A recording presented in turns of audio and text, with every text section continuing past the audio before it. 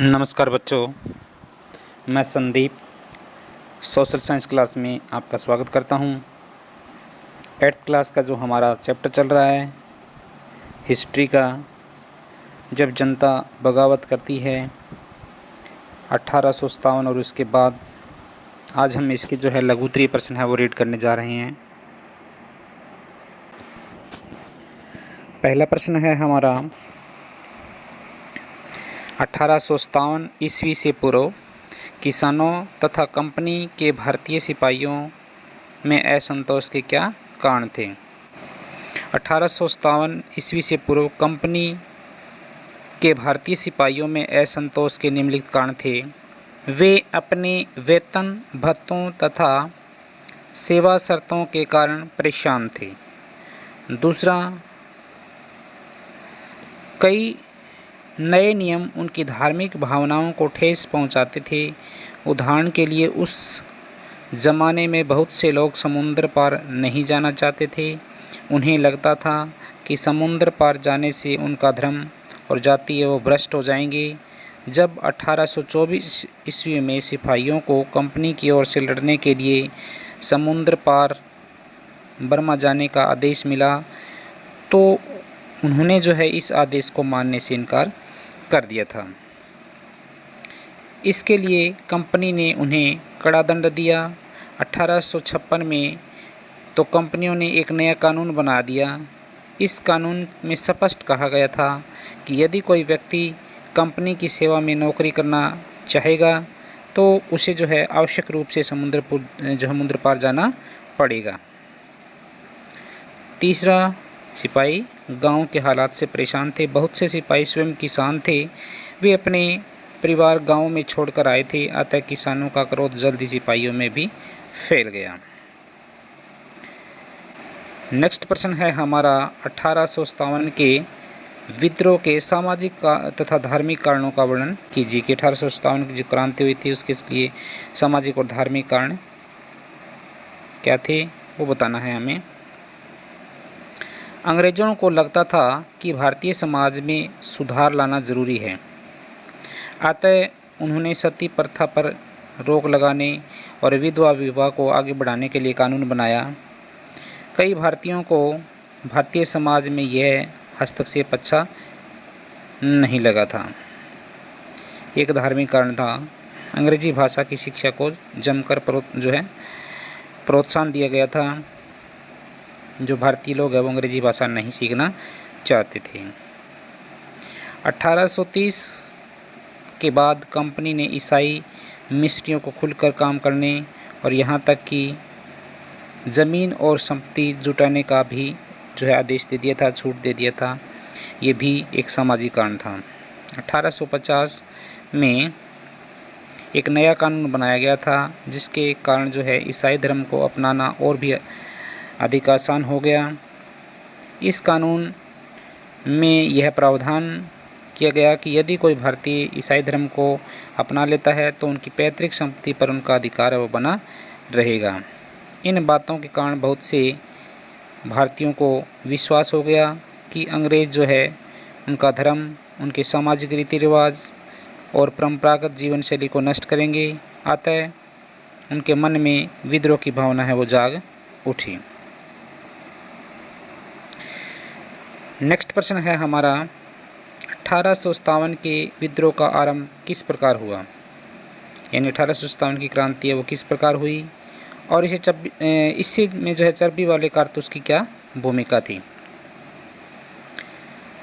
29 मार्च 1857 को युवा भारतीय सिपाही मंगल पांडे को बैरकपुर में अपने अफसर पर हमला करने के आरोप में फांसी पर लटका दिया था। 29 मार्च 1857 को मंगल पांडे को फांसी लटका दिया था, क्योंकि उन्होंने जो है बैरकपुर में अपने अफसरों पर हमला करने का आरोप लगाया था उनके ऊपर। इससे कुछ दिन बाद मेरठ में तैनात कुछ सिपाहियों ने नए कारतूसों के साथ सैनिक अभ्यास करने से भी इनकार कर दिया था। उनका कहना था कि इन कारतूसों पर गाय और सूअर की चर्बी का लेप चढ़ाया गया है। 85 सिपाहियों को नौकरी से निकाल दिया गया उन्हें अपने अफसरों की आज्ञा न मानने के आरोप में 10-10 साल की जो है कारावास का दंड दिया गया था। यह 9 मई 1857 की बात है। मेरठ में तैनात अन्य भारतीय सिपाहियों को प्रतिक्रिया बहुत ही ज़बरदस्त रही। 10 मई को सिपाहियों ने मेरठ की जेल पर धावा बोलकर वहां बंद जो अपने सिपाही साथियों को आज़ाद करवा दिया था। उन्होंने अंग्रेज अफसर पर हमला करके उन्हें मार डाला। उनकी बंदूकें और हथियार है वो अपने अधिकार में ले लिया और अंग्रेज़ों की इमारतों व संपत्तियों को आग लगानी शुरू कर दी थी, आग के हवाले कर दिया था और यह एक खुला विद्रोह था। नेक्स्ट क्वेश्चन है हमारा, विद्रोही सिपाहियों ने मुग़ल बादशाह बहादुर शाह जफ़र को क्यों और किस प्रकार विद्रोह का नेतृत्व करने के लिए विवश किया? विद्रोह सिपाहियों ने मुग़ल बादशाह बहादुर शाह जफ़र को क्यों और किस प्रकार जो है विद्रोह का नेतृत्व करने के लिए विवश किया अथवा मुग़ल सम्राट विद्रोहियों का समर्थन करने के लिए क्यों तैयार हो गए? विद्रोही सिपाही पूरे देश में अंग्रेजी शासन को समाप्त करने पर तुले हुए थे, परंतु सवाल यह था कि अंग्रेज़ों के जाने के बाद देश का शासन कौन चलाएगा। सिपाहियों ने इसका हल ढूंढ निकाला। उन्होंने मुग़ल सम्राट बहादुर शाह जफ़र को देश का शासन सौंपने का निर्णय लिया था। इसी उद्देश्य से मेरठ के कुछ सिपाहियों की एक टोली 10 मई को घोड़ों पर सवार होकर दिल्ली की ओर पहुंची। जैसे ही उनके आने की खबर फैली, दिल्ली के अंदर जो तैनात टुकड़ियां थी उन्होंने विद्रोह कर दिया। यहाँ भी अंग्रेज़ अफसर है वो मारे गए। देसी सिपाहियों ने हथियार व गोले बारूद अपने अधिकार में ले लिए और इमारतों को आग लगा दी। विजयी सिपाही लाल किले की दीवारों के आसपास है वो जमा हो गए और बहादुर शाह जफ़र से मिलना चाहते थे। वो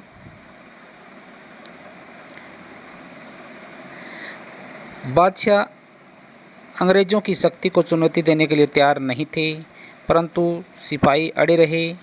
वे ज़बरदस्ती महल में घुस गए और उन्होंने बहादुर शाह जफ़र को अपना नेता घोषित कर दिया था। अंततः यानी आखिर में बूढ़े बादशाह को सिपाहियों का ये जो मांग थी वो उनको माननी पड़ी थी। नेक्स्ट है हमारा 1857 का सैनिक विद्रोह किस प्रकार जन विद्रोह बन गया, यानी किस प्रकार ये जनता में फैल गया। शासक और प्रजा के बीच संघर्ष होते रहते हैं। कभी कभी ये संघर्ष इतने फैल जाते हैं कि राज्य की सत्ता छिन भिन हो जाती है। 1857 में भारत के उत्तरी भागों में भी स्थिति ऐसी पैदा हो गई थी।